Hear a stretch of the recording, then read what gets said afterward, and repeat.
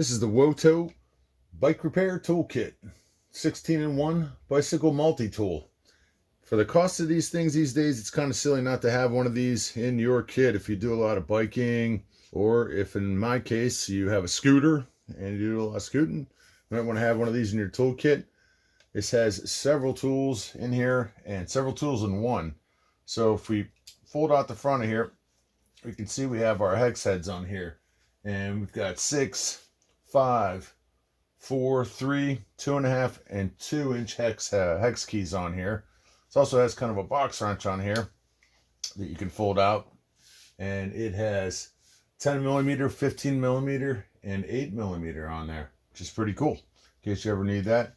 One of the functions I like about this is that it also has inside of here, it's got a flathead here, it's got a Phillips head, and it also has this option for these 3 sockets on here, which are 10, 9, and 8. So you could actually turn this thing into a socket wrench if you needed to. Pull a socket out of there, stick it on there. It's torque on there if you need to. Pretty cool. Pretty cool multi-tool for the price. When you're done, everything folds back up neatly. You can store it in your case. It's got the hex head sizes for you here on the side.